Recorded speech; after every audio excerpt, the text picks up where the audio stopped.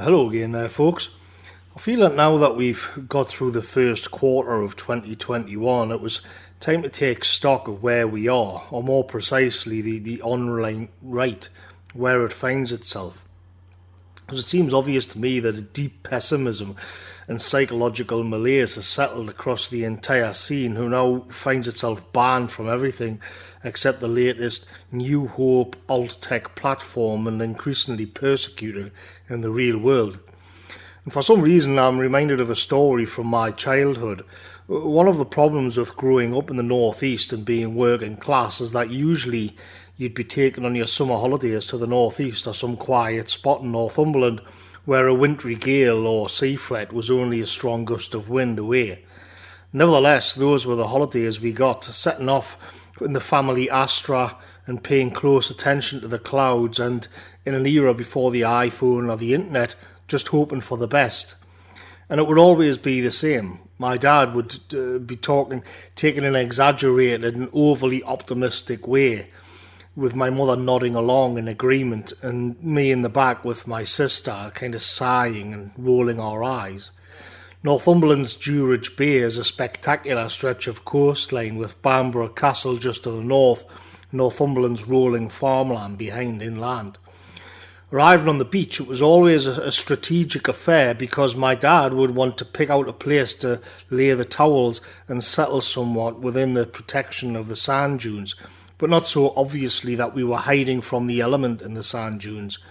It was also the case that when Norway's weather drifted across the North Sea and began to hover over us in our shorts and bare skin, that it was just a passing cloud and not just the weather.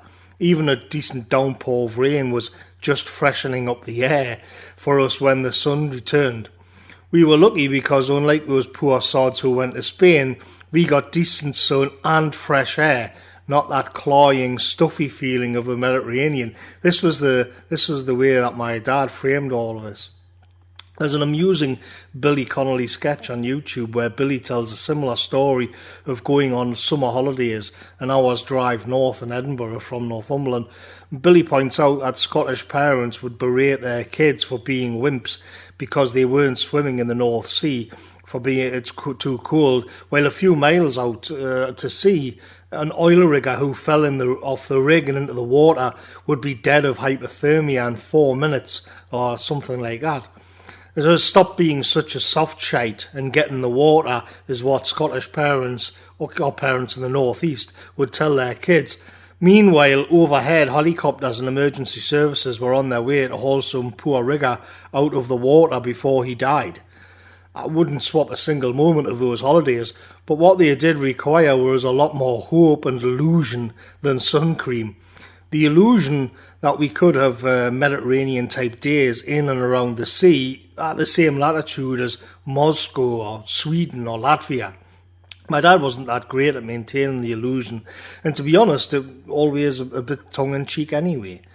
In today's political and cultural discourse online, you won't find a better place where the illusion is being maintained than Bitchute's trending videos. Every single day, for months and months, they managed to tell themselves the sun was about to appear, that it's just a passing cloud, and they're doing it from a platform nestled deep in the digital sand dunes. But I feel that too. How do you wrap up a video or post in a cathartic and meaningful way that doesn't leave my audience in a state of profound despair? And I'm not even that good at doing that either. How can you tell people that the water making them numb is actually good for their blood circulation and that the sand being blown into your egg and tomato sandwich is just adding to the moment? Compounding all of this is a generation of men who grew up on video games and social media where the incentive is towards likes and social approval, and if it all goes to hell, it's game over anyway and they can just start fresh and try again. One way or another, the sun will always shine, and there's two ways this expresses itself. In the video game version, it results in pretending the last 5 years never happened, and that it's possible to reboot the same energy of 2016 and simply start again. This is the illusion that must be maintained. Because defeats are mainly digital and abstract, you can always just go back to the main menu and click play again.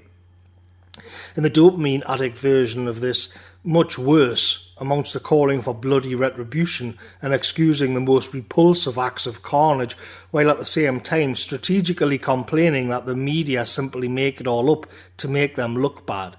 This super edgy, pushing it as far as it can go is only possible because it's posted on alt-tech platforms, which naturally then become the focus of yet more pressure from the system.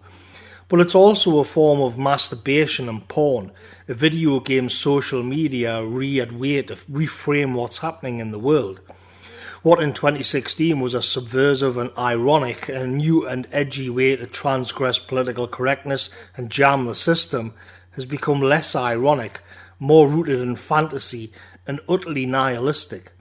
This is a downward spiral. Censorship has created like a great leveler effect. The once mighty have fallen into the same chat groups with soccer accounts seemingly purposely triggering the alarm bells of the system. And at the root of almost all of this is a search for catharsis, a righting of wrongs and a setting things straight, but all it leads to is more flights into fantasyland and disconnecting from reality. There's been some recent debates around the role of populism as opposed to elitism, pointing out that plebeian revolts are, throughout history, either astroturfed con job setups, or even if genuine, crushed entirely by the system straight away. And if you're posting in a private chat on a Russian app, then you're part of a crushed movement. On the other hand, the elitist side of the discussion, they are accused of being fart-huffing intellectuals who never achieved anything. What I thought was missing in this whole back and forth was that nobody is addressing the sense of having been wronged.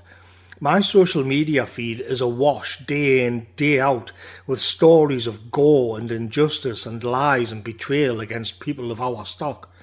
To become angry and seek to do something results in disaster, yet to sit back and wait for change, whether from the top or via a collapse, however unlikely, but this, in the end, this feeling of having been wronged, is what, tragically, leads to a downward spiral, and this isn't addressed.